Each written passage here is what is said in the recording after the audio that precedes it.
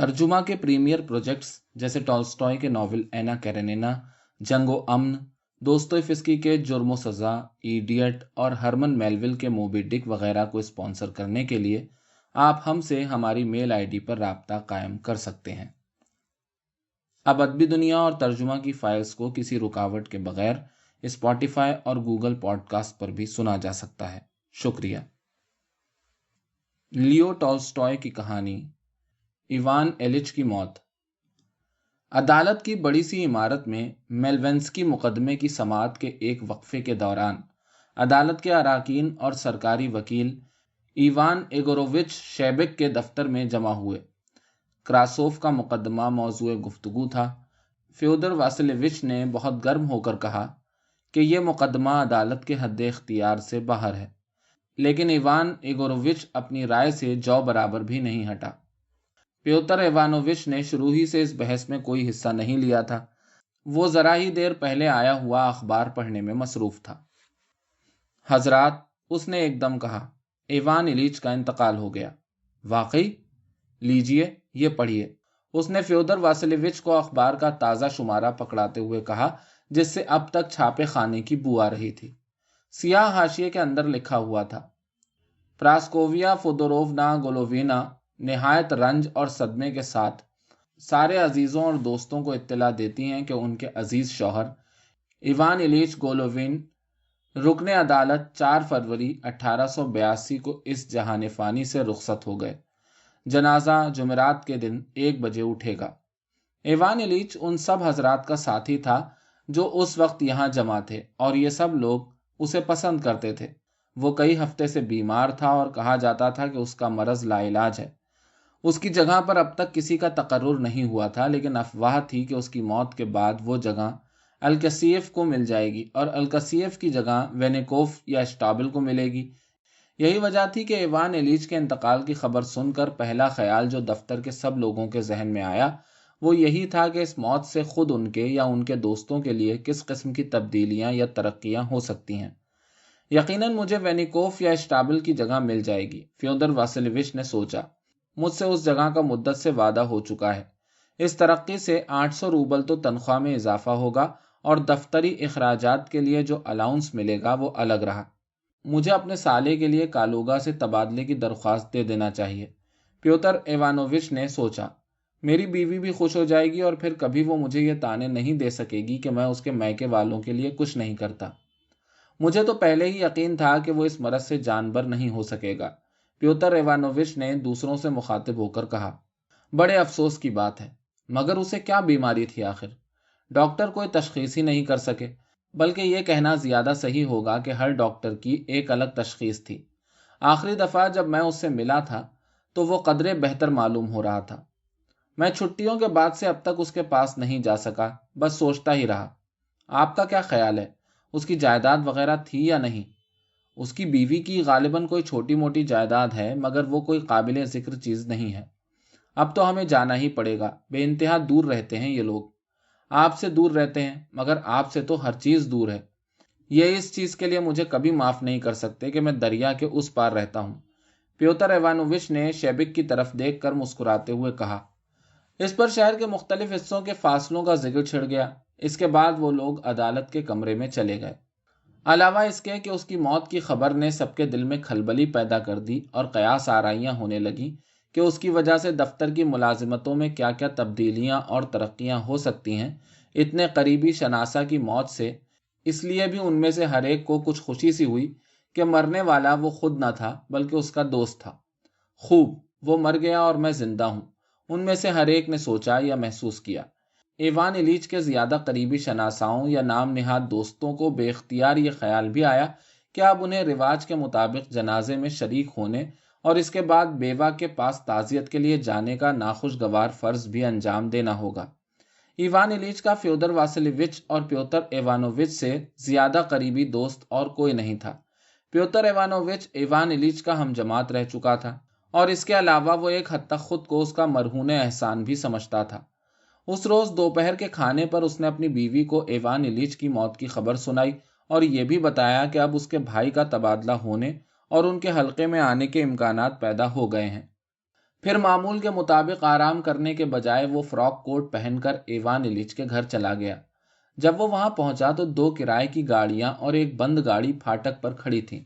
نیچے ڈیوڑھی میں کھوٹیوں کے قریب چمکتی ہوئی سنہری ڈوریوں اور پھندنوں سے آراستہ تابوت کا ڈھکنا دیوار کے سہارے کھڑا تھا۔ سیاہ لباس میں ملبوس 2 خواتین اپنے فر کوٹ اتار رہی تھیں۔ پیوتر ایوانووچ ان میں سے ایک کو جانتا تھا، وہ ایوان ایلیچ کی بہن تھی۔ دوسری عورت اس کے لیے اجنبی تھی۔ پیوتر ایوانووچ کا دوست ایشوارتس نیچے اتر رہا تھا۔ جب اس کی نظر اپنے دوست پر پڑی تو اس نے رک کر اسے آنکھ مار دی، گویا کہہ رہا ہو، ایوان ایلیچ نے تو سب کچھ چوپٹ کر دیا، لیکن ہمارا تمہارا معاملہ اور ہی ہے۔ ایشوارتس کے چہرے انگریزی وضع کے گل مچھوں اور فراک کوٹ میں ملبوس دبلے پتلے جسم سے ہمیشہ کی طرح اس وقت بھی ایک قسم کی لطیف متانت اور روب داب کا اظہار ہو رہا تھا، اور متانت کی یہ خصوصیت جو ہمیشہ اس کی مسخری اور پرمذاق طبیعت کے ساتھ اس قدر نمایاں تضاد پیش کرتی تھی، اس وقت خاص طور پر دلچسپ ہو گئی تھی۔ کم از کم پیوتر ایوانووچ کا تو یہی خیال تھا۔ وہ خواتین کو جگہ دینے کے لیے ایک طرف ہٹ گیا، پھر ان کے پیچھے آہستہ آہستہ خود بھی اوپر چڑھنے لگا۔ ایشوارتس جو نیچے آتے آتے رک گیا تھا، اوپر کی سیڑھی پر کھڑا اس کا انتظار کر رہا تھا۔ پیوتر ایوانووچ سمجھ گیا کہ وہ کیوں اس کا منتظر ہے۔ یقیناً وہ یہ طے کرنا چاہتا تھا کہ شام کو تاش کھیلنے کے لیے کہاں ملا جائے۔ خواتین بیوہ کے پاس چلی گئیں اور ایشوارتس نے ابروؤں کے اشارے سے پیوتر ایوانووچ کو بتایا کہ مرحوم کی لاش کس کمرے میں ہے۔ اس کے ہونٹ تو سنجیدگی سے بھچے ہوئے تھے، لیکن آنکھوں میں شرارت کی چمک تھی۔ پیوتر ایوانووچ اندر گیا اور جیسا کہ ایسے موقعوں پر ہمیشہ ہوتا ہے، وہ سوچنے لگا کہ اسے وہاں کیا کرنا چاہیے۔ اس کی سمجھ میں کچھ نہیں آ رہا تھا، البتہ اتنا وہ جانتا تھا کہ ایسے موقعوں پر صلیب کا نشان بنانے میں کبھی کوئی حرج نہیں ہوتا۔ اس کو پکا یقین نہیں تھا کہ اسے سر جھکانا چاہیے یا نہیں، اس لیے کمرے میں داخل ہو کر اس نے صلیب کا نشان بنایا اور سر کو اس طرح جنبش دی کہ اسے سر خم کرنا سمجھا جا سکتا تھا۔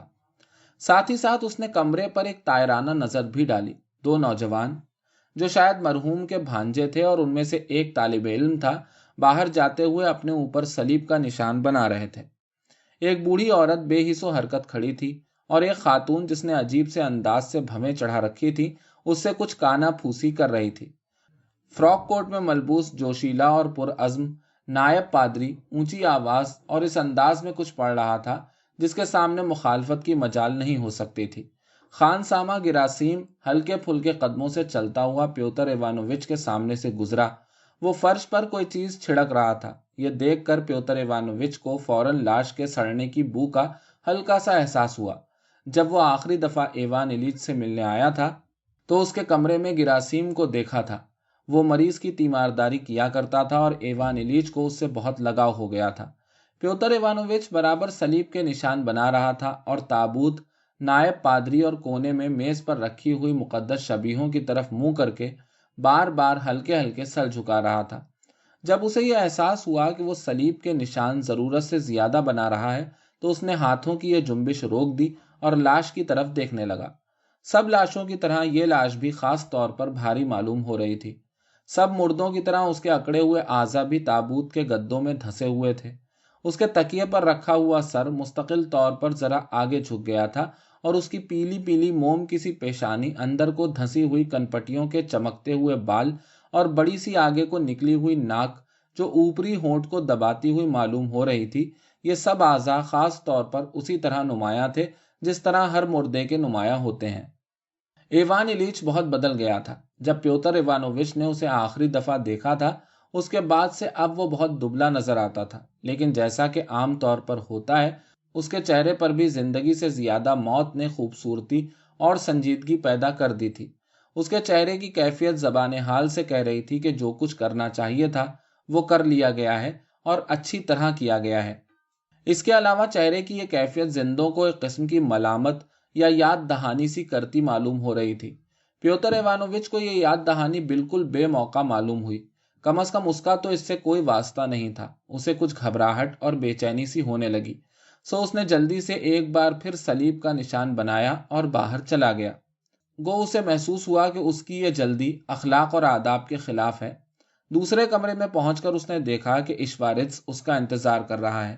وہ ٹانگیں پھیلائے کھڑا تھا اور پیٹھ کے پیچھے دونوں ہاتھوں میں ہیٹ لیے اس سے کھیل رہا تھا۔ اس صاف ستھرے، نک سے درست اور پرمذاق شخص پر ایک ہی نظر ڈالنے سے اس کے اندر بشاشت اور زندگی کی لہر دوڑ گئی۔ پیوتر ایوانووچ کو اندازہ ہو گیا کہ یہ شخص ان سب چیزوں سے بالاتر ہے اور افسردہ کن اور غم آگی تاثرات کے آگے ہتھیار ڈالنے کے لیے تیار نہیں ہے۔ اس کا پورا وجود زبان حال سے کہہ رہا تھا، ایوان ایلیچ کی موت کا واقعہ ایسی کوئی خاص چیز نہیں ہے کہ اس کی وجہ سے ہم اپنی روزمرہ کی بیٹھک وغیرہ ملتوی کر دیں۔ کوئی چیز ہمارے آج شام کو مل کر بیٹھنے اور تاشوں کی ایک نئی گڈی کھولنے میں حارج نہیں ہو سکتی۔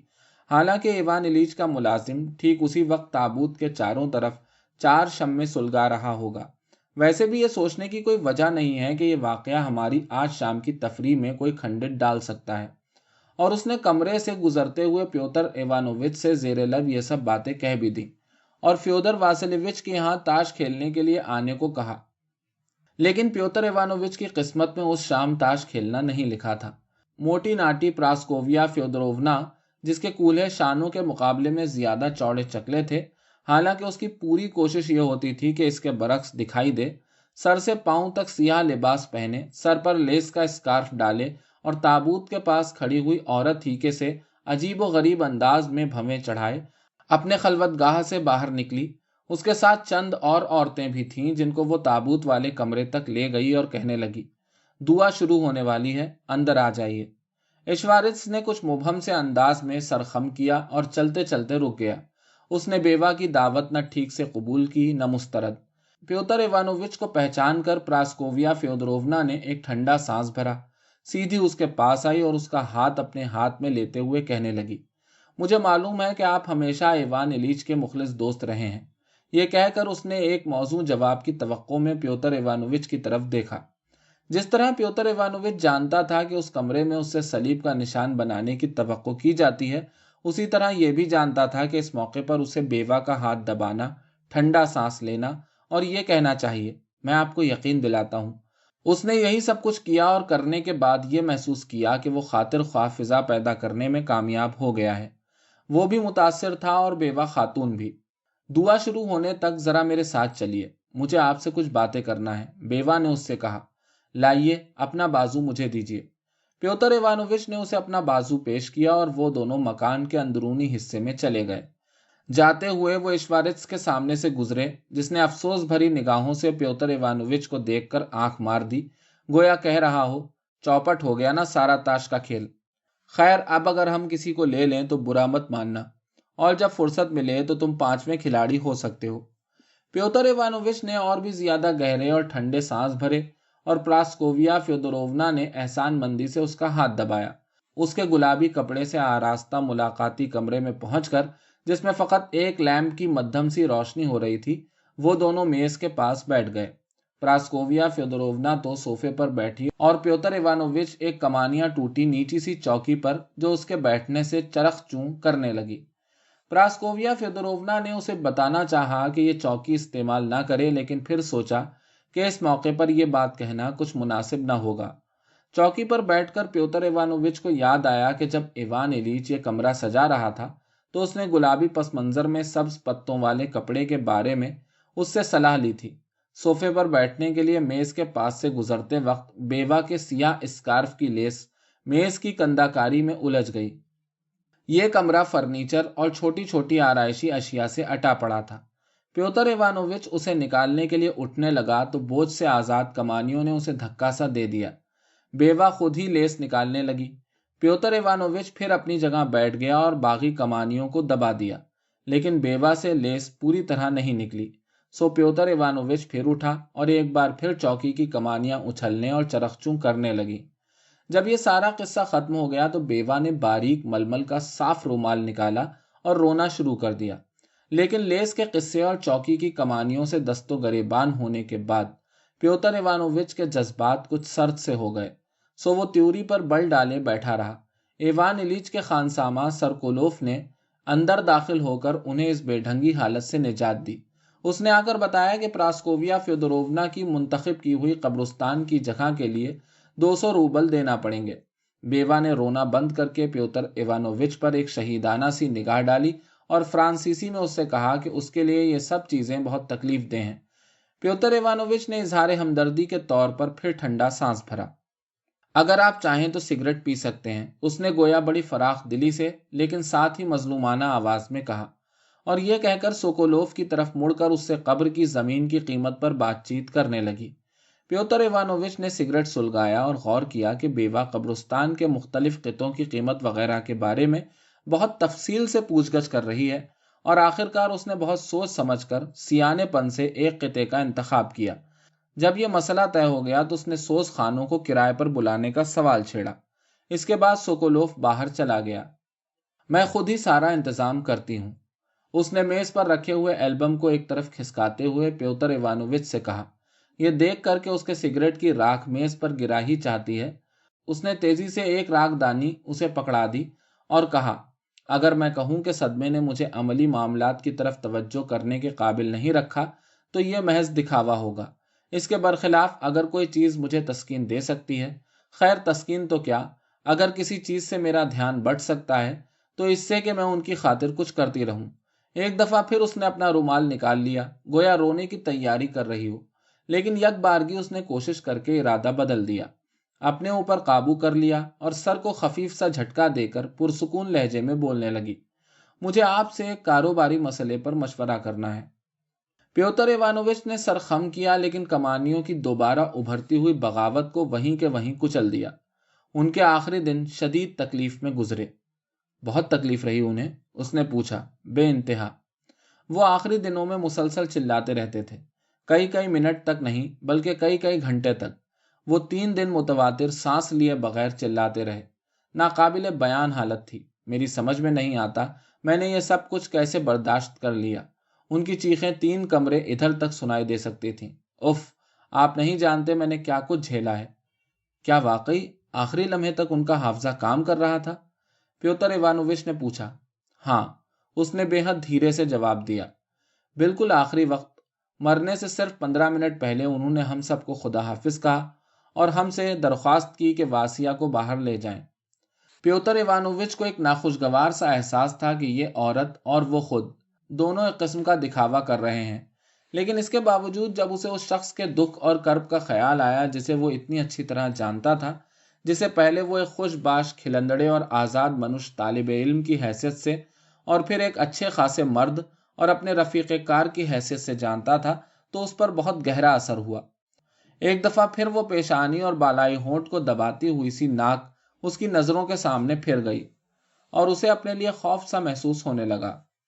3 دن 3 رات کا مسلسل کرب اور پھر موت، یہی چیز کسی بھی لمحے مجھے پیش آ سکتی ہے، اس نے سوچا، اور ایک مختصر سے لمحے کے لیے اس پر خوف نے غلبہ پا لیا، لیکن دوسرے ہی لمحے وہی عام خیال اس کی مدد کو آ گیا، اگرچہ خود وہ بھی نہیں بتا سکتا تھا کہ کیوں اور کس لیے، کہ موت ایوان ایلیچ کو آئی تھی، اسے نہیں، اور ایسی چیز اس کے ساتھ نہ ہو سکتی ہے، نہ ہونا چاہیے۔ اس نے یہ بھی سوچا کہ اس طرح کے خیالات خوامخواہ اسے افسردگی اور مایوسی کے گڑھے میں دھکیل دیں گے، اور ایشوارتس کے چہرے نے اسے اس قدر پرزور اور پر اثر طریقے سے بتا دیا تھا کہ افسردگی اور مایوسی سے دور ہی دور رہنا چاہیے۔ اس قسم کے استدلال کی مدد سے پیوتر ایوانووچ کو کچھ قرار آیا اور اس نے واقعی دلچسپی سے ایوان ایلیچ کی موت کی تفصیلات پوچھنا شروع کر دیں، گویا موت کوئی ایسی چیز ہو جو صرف ایوان ایلیچ ہی کو آ سکتی ہے، خود اسے کبھی نہیں۔ ایوان ایلیچ کے واقعی انتہائی شدید جسمانی کرب کا تفصیلی بیان کرنے کے بعد ہی پیوتر ایوانووچ کو ایوان ایلیچ کی شدید تکلیف اور کرب کا حال صرف اس سلسلے میں سنایا گیا کہ پراسکوویا فیودوروونا کے اعصاب پر اس کا کیسا اثر پڑا تھا۔ بیوہ کو کاروباری معاملات پر گفتگو کرنا ممکن معلوم ہوا۔ اوہ پیوتر ایوانووچ، یہ سب کچھ میرے لیے کس قدر تکلیف دہ ہے، انتہائی تکلیف دہ۔ اور وہ پھر آنسو بہانے لگی۔ پیوتر ایوانووچ نے ایک بار پھر ٹھنڈا سانس بھرا اور اس کے ناک صاف کرنے کا انتظار کرنے لگا۔ جب اس نے ناک صاف کر لی تو ایک دفعہ پھر پیوتر ایوانووچ نے کہا، میں آپ کو یقین دلاتا ہوں کہ بیوہ نے پھر بات چیت شروع کر دی، اور اب کی دفعہ وہ سیدھی اس مسئلے کی طرف آ گئی جس کے متعلق پیوتر ایوانووچ سے مشورہ کرنا چاہتی تھی۔ اس نے پوچھا کہ اپنے شوہر کی موت کے سلسلے میں اسے حکومت سے کس طرح اور کتنی پینشن مل سکتی ہے۔ اس نے یہ ظاہر کیا گویا وہ پینشن کے بارے میں پوچھنا چاہتی ہے، مگر پیوتر ایوانووچ کو اندازہ ہو گیا کہ وہ ایسی باتیں جانتی ہے جن سے خود وہ بھی واقف نہیں ہے۔ وہ ہر تفصیل سے واقف ہے۔ اسے یہ بھی معلوم تھا کہ اپنے شوہر کی موت کے بعد اسے ٹھیک کتنی پینشن پانے کا حق ہے، لیکن وہ یہ معلوم کرنا چاہتی تھی کہ کسی نہ کسی طریقے سے اس میں اضافہ ہونا ممکن ہے یا نہیں۔ پیوتر ایوانووچ نے کوئی ایسا طریقہ سوچنے کی کوشش کی جس کی مدد سے پینشن میں اضافہ ممکن ہو، لیکن چند منٹ تک سوچ بچار کرنے کے بعد اس نے جواب دیا کہ اس کے خیال میں اس سے زیادہ رقم حاصل کرنا ناممکن ہے، اور اپنی ہمدردی جتانے کے لیے اس نے حکومت کی کنجوسی پر اسے برا بھلا بھی کہا۔ یہ سن کر بیوہ نے پھر ایک ٹھنڈا سانس بھرا اور غالباً یہ سوچنے لگی کہ اب یہ ملاقات کس طرح ختم کی جائے۔ پیوتر ایوانووچ اس کا اندیہ سمجھ گیا اور سگریٹ بجھا کر اٹھ کھڑا ہوا۔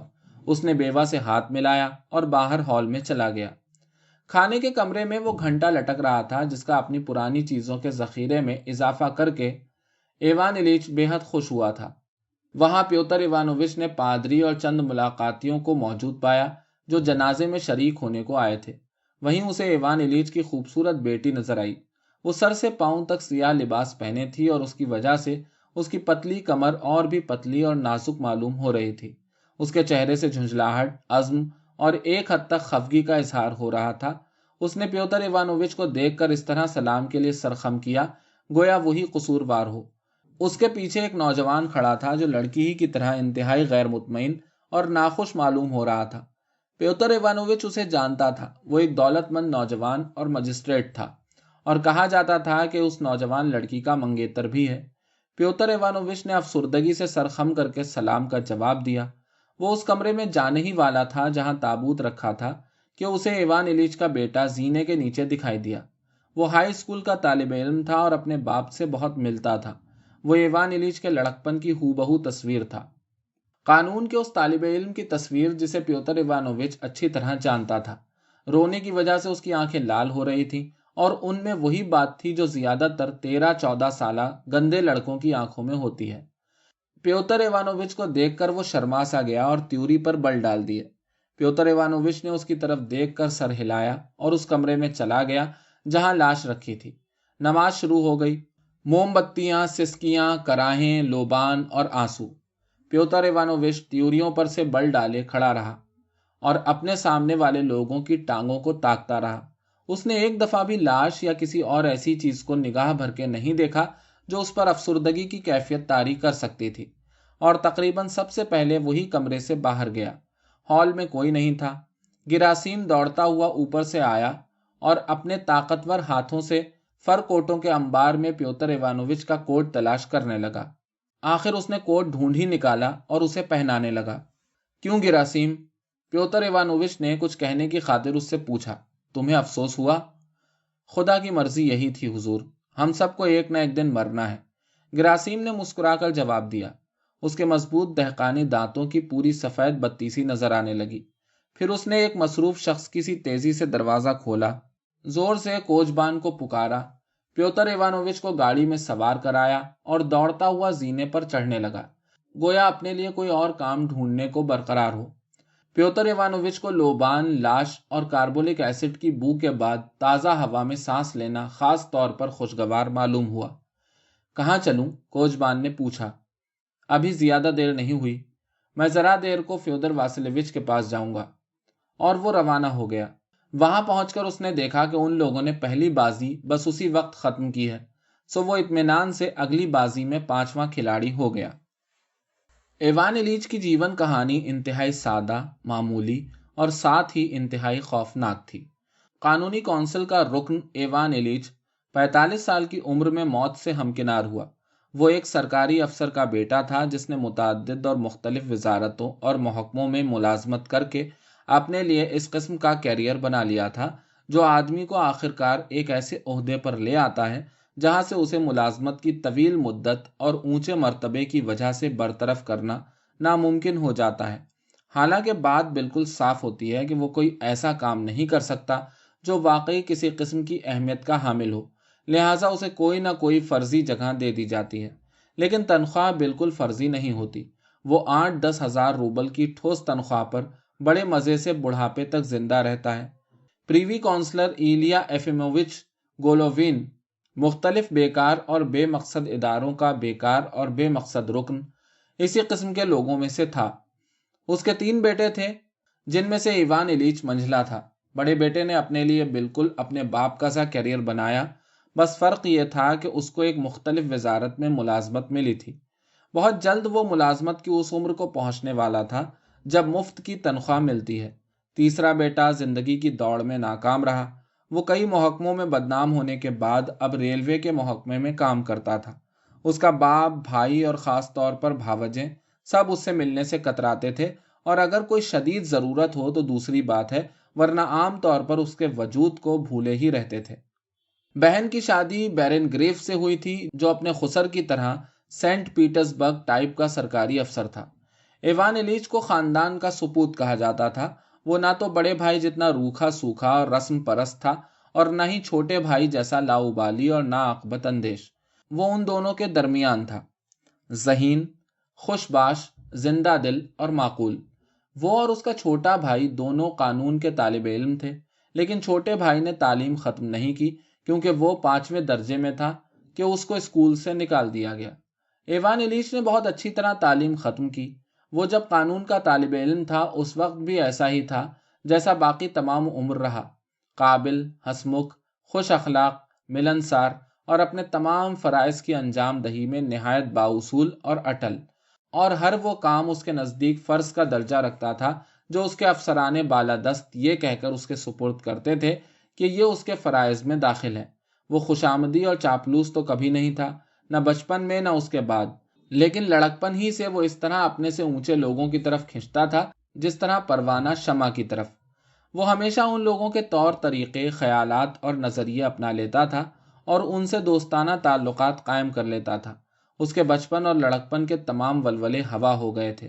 کبھی اس نے اپنی شہوانی خواہشات کی تسکین اور عیاشی میں بھی وقت گزارا تھا، اور اپنی طالب علمی کے آخری زمانے میں آزاد خیالی کی طرف بھی رجوع ہوا تھا، لیکن یہ سب کچھ جبلت کی مقرر کی ہوئی حد اعتدال کے اندر ہی اندر تھا۔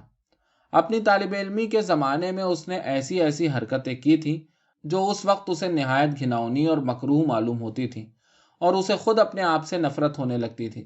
لیکن بعد میں جب اس نے دیکھا کہ سماج کے بڑے بڑے ستون بغیر کسی قسم کی جھجک یا رکاوٹ کے یہی سب حرکتیں کرتے ہیں تو وہ بھی انہیں بھول بھال گیا۔ وہ انہیں اچھا تو اب بھی نہیں سمجھتا تھا، لیکن اب ان گناہوں کی یاد اپنے ساتھ ضمیر کے کچوکے نہیں لاتی تھی۔ جب اس نے قانون کی تعلیم مکمل کر لی اور اس کے باپ نے اسے ضروری ساز و سامان کی تیاری کے لیے کچھ رقم دی، تو ایوان ایلیچ نے شارمر کی دکان پر چند سوٹوں کا آرڈر دیا۔ اپنے کوٹ کے پلے پر ایک تمغہ چسپاں کیا جس پر اپنے انجام سے غافل نہ ہو کھدا ہوا تھا۔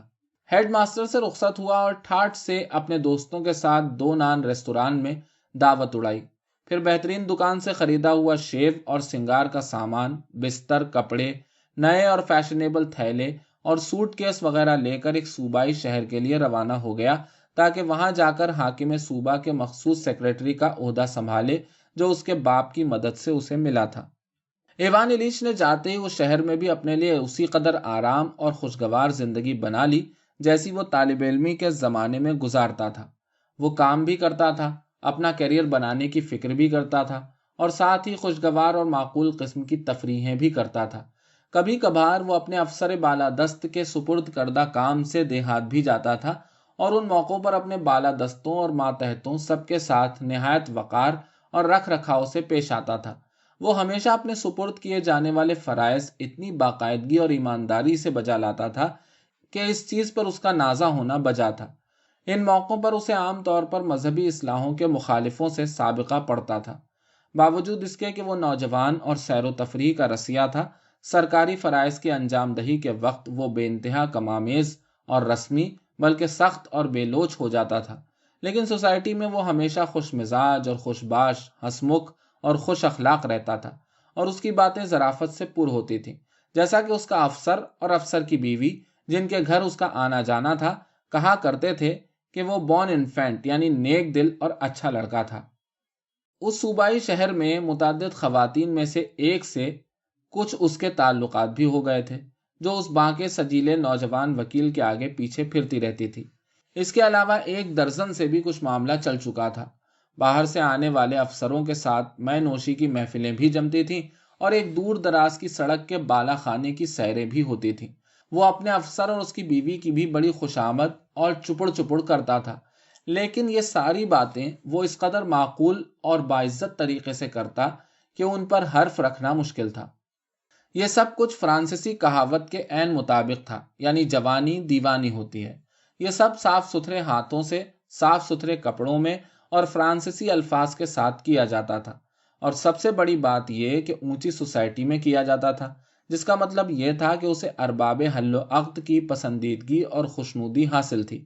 ایوان ایلیچ 5 سال تک اس عہدے پر رہا۔ اس کے بعد قانون میں کچھ تبدیلیاں عمل میں آئیں، نئی عدالتیں قائم ہوئیں اور نئے لوگوں کی ضرورت پیش آئی۔ ایوان ایلیچ بھی ان نئے لوگوں میں سے ایک بن گیا۔ اسے مجسٹریٹ کی جگہ پیش کی گئی اور اس نے یہ پیشکش قبول کر لی، حالانکہ اس کا مطلب تھا ایک اور صوبے میں جانا، اپنے موجودہ تعلقات سے الگ ہونا اور نئے سرے سے تعلقات اور رسم و راہ پیدا کرنا۔ ایوان ایلیچ کو ایک رخصتی دعوت دی گئی۔ اس کے دوستوں نے اس کے لیے ایک گروپ فوٹو تیار کروایا اور اسے ایک چاندی کا سگریٹ کیس تحفے میں دیا۔ اس کے بعد ایوان ایلیچ اپنا نیا عہدہ سنبھالنے کے لیے روانہ ہو گیا۔ مجسٹریٹ کی حیثیت سے بھی ایوان ایلیچ اسی قدر چال ڈھال، عادات اور اطوار میں درست اور باقاعدہ، معقول اور مہذب تھا، اپنے سرکاری اور نجی فرائض کو ایک دوسرے سے علیحدہ کرنے میں اسی قدر ماہر تھا، اور عام طور پر سب لوگوں سے اسی طرح ہدیہ احترام وصول کرتا تھا جس طرح گورنر کے مخصوص کاموں کی انجام دہی کے زمانے میں۔ ایوان ایلیچ کو اپنا موجودہ عہدہ پہلے عہدے سے کہیں زیادہ دلچسپ اور خوشگوار معلوم ہوا۔ یہ ضرور ہے کہ اپنی پچھلی ملازمت کے زمانے میں شارمر کی دکان کی سلی ہوئی خوشنما وردی پہن کر ویٹنگ روم میں بیٹھے ہوئے فکرمند کلرکوں اور موکلوں کے سامنے سے بڑے اطمینان سے جھومتے جھامتے گزر جانا، جو اس کو رشک کی نگاہوں سے دیکھتے رہ جاتے تھے، اور اپنے افسر کے دفتر میں جا کر اس کے ساتھ چائے اور سگریٹ اڑانا اس کے لیے خاصی دلخوش کن چیز تھی، لیکن وہاں اس کے براہ راست ماتحت بہت کم تھے۔ بس لے دے کر ڈسٹرکٹ سپرنٹینڈنٹ پولیس اور مذہبی اصلاحوں کے مخالفین جن سے اس کا اس وقت سابقہ پڑتا تھا، جب اسے مخصوص کاموں سے ضلع بھیجا جاتا تھا، اسے اس چیز میں خاص لطف آتا تھا کہ ان لوگوں سے بہت اخلاق سے پیش آئے اور تقریباً رفیقانہ انداز میں ان کے ساتھ بات چیت، بحث مباحثہ کرے، تاکہ انہیں یہ احساس ہو جائے کہ وہ شخص جسے انہیں چٹکیوں میں مسل ڈالنے کا اختیار حاصل ہے، ان سے نہایت دوستانہ اور سادہ انداز میں پیش آتا ہے۔ مگر ایسے لوگ بہت کم تھے، لیکن اب اسے محسوس ہوتا تھا کہ مجسٹریٹ کی حیثیت سے سب لوگ بلا استثناء انتہائی بڑے، اہم اور خود آسودہ لوگ، غرض سب اس کے قبضۂ قدرت میں تھے۔ بس سرکاری سرخی والے کاغذ پر چند لفظ لکھنے کی دیر تھی اور یہ انتہائی بڑے، اہم اور خود آسودہ لوگ بھی اس کے حضور میں گواہوں بلکہ قیدیوں تک کی حیثیت سے لائے جا سکتے تھے، اور اگر ایوان ایلیچ ان سے بیٹھنے کو نہ کہے تو انہیں کھڑے رہ کر اس کے سوالات کا جواب دینا ہوگا۔ ایوان ایلیچ نے کبھی اپنی اس طاقت کا ناجائز فائدہ نہیں اٹھایا، بلکہ اس کے برعکس اس کا استعمال بڑے اعتدال سے کیا، لیکن اس طاقت کی موجودگی کا احساس اور اس کے استعمال میں نرمی اور مہربانی دکھانے کا امکان، یہ چیزیں ایوان ایلیچ کے نزدیک اس نئے عہدے کا سب سے زیادہ پرکشش اور دلچسپ پہلو تھیں۔ اس نے بہت جلد اس فن پر دسترس حاصل کر لی کہ اپنے فرائض کی انجام دہی میں، یعنی جرح کرتے وقت، ان سارے واقعات اور تفصیلات سے دور ہی دور رہے جن کے لیے وہ مجسٹریٹ کی حیثیت سے براہ راست ذمہ دار نہیں تھا۔ اسی طرح اس نے اس چیز میں بھی بڑی جلدی مہارت حاصل کر لی کہ انتہائی پیچیدہ مقدموں کے لیے بھی اس قسم کی تحریری شکلیں نکالے جو مقدموں کے خارجی پہلوؤں پر اچھی طرح حاوی ہوں، لیکن اس کی ذاتی رائے کا ان میں دور دور کوئی شائبہ بھی نہ ہو، اور ساتھ ہی ضابطے کی پوری پابندی بھی ہو جائے۔ یہ کام نیا تھا، اور سن 1864 کی عدالتی کارروائی کی اصلاحات کو سب سے پہلے عملی شکل دینے والے لوگوں میں سے ایک وہ بھی تھا۔ مجسٹریٹ کی حیثیت سے اس نئے شہر میں آنے کے بعد ایوان ایلیچ نے نئے تعلقات قائم کیے، نئے ملاقاتی بنائے، نیا طرز عمل، نیا معیار اخلاق اور نیا انداز گفتگو اختیار کیا۔ اب کی دفعہ وہ شان اور وقار کے ساتھ مقامی افسروں وغیرہ سے الگ تھلگ اور لیے دیے رہا، اور صرف قانون دانوں کے بہترین حلقوں اور دولت مند شرفا کے طبقے میں دوستیاں کی۔ وہ معتدل طور پر آزاد خیال بن گیا اور سماجی مسائل میں دلچسپی کا اظہار کرنے لگا، حکومت کی تھوڑی بہت تنقید بھی کرنے لگا۔ وہ لباس کے معاملے میں تو اتنا ہی محتاط رہا، لیکن اب اس نے شیو کرنا چھوڑ دیا اور اپنی داڑھی کو آزادی دے دی کہ جس طرح چاہے پھیلتی رہے۔ اس نئے شہر میں بھی ایوان ایلیچ کی زندگی پہلے کی طرح ہنسی خوشی خوشگوار طریقے سے گزرنے لگی۔ گورنر کے حلقے کے مخالفین کا گروہ بڑا یارباش اور دلچسپ تھا۔ ایوان ایلیچ کی آمدنی بڑھ گئی تھی اور اس نے ویسٹ کھیلنا سیکھ کر اپنی تفریحوں کا دائرہ بڑھا لیا۔ ایوان ایلیچ کو خوش مزاجی سے تاش کھیلنے اور کھیلتے وقت نہایت تیزی اور سمجھداری سے فیصلہ کرنے کا گر آتا تھا، لہٰذا عام طور پر جیت اسی کی ہوتی تھی۔ اس شہر میں 2 سال گزارنے کے بعد ایوان ایلیچ کی ملاقات اس لڑکی سے ہوئی جو بعد میں اس کی بیوی بن گئی، پراسکوویا فیودورونا میخل، ایوان ایلیچ کے حلقے کی سب سے زیادہ تیز، ذہین اور خوبرو لڑکی تھی۔ ان مختلف تفریحات میں جو مجسٹریٹی کے فرائض کے بعد اسے سکون اور آرام بخشتی تھیں، پراسکوویا فیودورونا سے ہلکے پھلکے قسم کا اظہار محبت بھی شامل ہو گیا۔ جس زمانے میں وہ مخصوص کاموں کا کلرک تھا، وہ عام طور پر رقص میں حصہ لیا کرتا تھا، مگر اب شاذ و نادر ہی ناچتا تھا۔ اب وہ اگر کبھی ناچتا تھا تو محض یہ دکھانے کے لیے کہ حالانکہ وہ نئے قوانین کو عملی جامہ پہنانے والا افسر اور اعلیٰ درجے کا وکیل ہے، لیکن ناچنے میں بھی اسے عام لوگوں پر فوقیت حاصل ہے۔ لہٰذا وہ کبھی کبھی شام کی محفل کے خاتمے پر پراسکوویا فیودورونا کے ساتھ رقص کر لیتا تھا، اور انہی رقصوں کے دوران میں اس نے اس لڑکی کا دل جیت لیا۔ اسے ایوان ایلیچ سے عشق ہو گیا۔ ایوان ایلیچ نے کوئی خاص طور پر سوچ سمجھ کر پہلے سے شادی کا ارادہ نہیں کر رکھا تھا، لیکن اس لڑکی کو اس سے محبت ہو گئی تو اس نے یہ سوچا، کوئی وجہ نہیں ہے کہ میں شادی نہ کروں۔ اس نے اپنے آپ سے کہا۔ پراسکوویا فیودورونا ایک اچھے شریف خاندان کی لڑکی تھی، قبول صورت اور دلکش، اور کچھ تھوڑی بہت جائیداد کی مالک بھی۔ ایوان ایلیچ کو اس سے بہتر بیوی مل سکتی تھی، لیکن یہ جوڑا بھی برا نہ تھا۔ ایوان ایلیچ کے پاس تنخواہ تھی اور پراسکوویا فیودورونا کے پاس جائیداد کی آمدنی، اور ایوان ایلیچ کو امید تھی کہ وہ اس کی تنخواہ کے برابر ہی ہوگی۔ پھر یہ کہ ایوان ایلیچ کو اچھی معزز سسرال ملے گی، اور لڑکی خود کیسی میٹھی، پیاری اور حسین تھی۔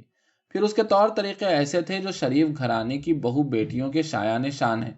یہ کہنا کہ ایوان ایلیچ نے اس سے محبت کی بنا پر شادی کی، یا یہ کہ اس لڑکی کو ایوان ایلیچ کے نظریہ زندگی سے اتفاق اور ہمدردی تھی، اتنا ہی غلط ہوگا جتنا یہ کہنا کہ ایوان ایلیچ نے اس سے محض اس لیے شادی کی کہ اس کے حلقے کے لوگوں نے یہ جوڑ پسند کر لیا تھا۔ ایوان ایلیچ نے دونوں ہی وجہوں کی بنا پر اس سے شادی کی۔ اس بیوی کا انتخاب خود اس کے لیے بھی باعث مسرت تھا، اور اسے ارباب حل و عقد کی خوشنودی اور پسندیدگی بھی حاصل تھی۔ ایوان ایلیچ نے شادی کر لی۔ شادی کی تیاری کا زمانہ اور شادی کے فوراً بعد کا زمانہ، جس میں بوس و کنار، نئے فرنیچر، نئے برتنوں، نئے پردوں اور نئی چادروں کا زور و شور تھا، یعنی اس کی بیوی کے پہلی دفعہ امید سے ہونے تک کا زمانہ اچھی طرح گزر گیا۔ سچ تو یہ ہے کہ یہ دن اتنی اچھی طرح گزرے کہ ایوان ایلیچ کو یہ خیال ہونے لگا کہ شادی بالکل اس آزادی اور بے فکری، خوش باشی اور تفریح کی خوشگوار زندگی میں رکاوٹ پیدا کرنے والی چیز نہیں ہے جسے اعلیٰ سوسائٹی کی پسندیدگی حاصل ہے، بلکہ وہ تو اس زندگی کو کچھ اور بھرپور ہی بناتی ہے۔ لیکن اپنی بیوی کے حاملہ ہونے کے بعد اسے بالکل ہی نئی اور غیر متوقع، ناخوشگوار اور نازیبا سی چیز سے سابقہ پڑا، جسے برداشت کرنا کوئی آسان کام نہیں تھا۔ یہ ایک ایسی چیز تھی جس کا اسے پہلے سے خیال ہی نہیں آ سکتا تھا، اور اب وہ اسے چھٹکارا پانے کی بھی کوئی تدبیر نہیں کر سکتا تھا۔ اور اس کی بیوی نے بغیر کسی وجہ کے، محض تریاہٹ کی بنا پر، جیسا کہ وہ کہا کرتا تھا، ان کی خوشگوار اور باعزت زندگی کے رنگ میں بھنگ ڈالنا شروع کر دیا۔ خواہ مخواہ اس کے دل میں رشک و رقابت کا جذبہ بیدار ہو گیا۔